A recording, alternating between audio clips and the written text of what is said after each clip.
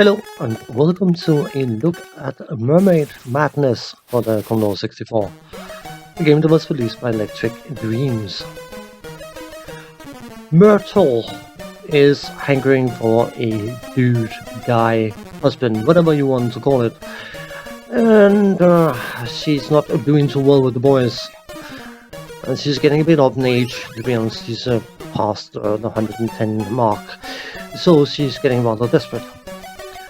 And she has laid her eyes on an individual who is known by two names apparently, either Gormless Gavin or Clumsy Colin, and she starts chasing him.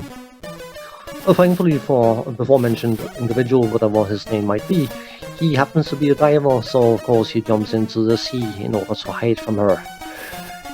What he doesn't realize is the fact that she's like a mermaid, and of course they are known for their swimming abilities, so in order to get further away from her, he managed to get himself trapped under a sunken cruise liner, and is now in a bit of a pickle. Because of course he's not clever enough to bring enough oxygen to stay underwater for hours on end, so he's steadily running low on that vital substance. Myrtle, of course, being hankering for the individual, realizes that he's in some peril and needs to find a way to free him in order to catch up to him and bequeath her undying love, or whatever it might be. If we go over the interface, which is likely a good idea, top left score, which is percentage based, and that is the percentage completion of the game. And the highest score underneath is a generic number that's been put in, so you have something to aim for. The hand underneath that is what item Myrtle may carry, because this game is a pick up item and take it to screen kind of game. To the right of that, you have the indicator of Gavin, Colin, whatever he's called, oxygen level. If that goes into the red, he's rather not living anymore.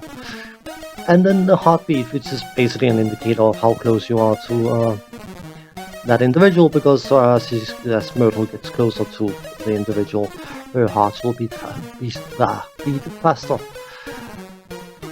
Further to the right is the stoutometer thing, which is Myrtle's health indicator. If it runs out, she explodes for some bizarre reason into a balloon pop or whatever. From a graphical point of view, if you consider the fact that this game is from 1986, I don't think the graphical side of things are too bad. Not particularly spectacular in any way, shape or form, but entirely serviceable. The main characters, Myrtle and Gavin or Colin or whatever his name might be, is definitely where the most effort has been put into making it look distinct. The enemies you are facing, which are fish and whatever other creatures they may be, are incredibly generic, and that's an indication of their unimportance, you could argue. The backgrounds and that kind of stuff sort of give you an indication of being underwater or out in the deep sea or whatever it is. So, yeah, serviceable is the word I will fall back on, I think. The sound effects are there, but it's very, very sporadic and not particularly interesting. Again, serviceable, but it doesn't really qualify for much more than that. The music is a point of contention, because apparently certain people think it's endearing and certain people think it's grating. I can take it or leave it. I'm not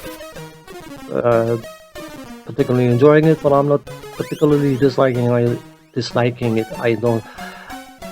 A cute little thing is, if you are musically adept, you will know that the music is a rendition of the Nutcracker Suite. Wink wink, nudge nudge. Yeah, I'm sure that was purely by coincidence that that style of music was used for this game. The controls are what you want them to be. Left, right, up, down will do those kind of things, and the fire button will be used to pick up items or to drink stout. But that's where the controls can be a bit working against you, because of course Myrtle, being the elderly lady she is, she needs to refill her health by drinking stout. And in order to pick or drink stout, she needs to activate the stout by you hitting the fire button, which of course means that from a technical point of view, you're picking up the stout and drinking it. Meaning that if you're already carrying one item, because you can only carry one item at a time, you will drop said item to pick up the stout and drink it.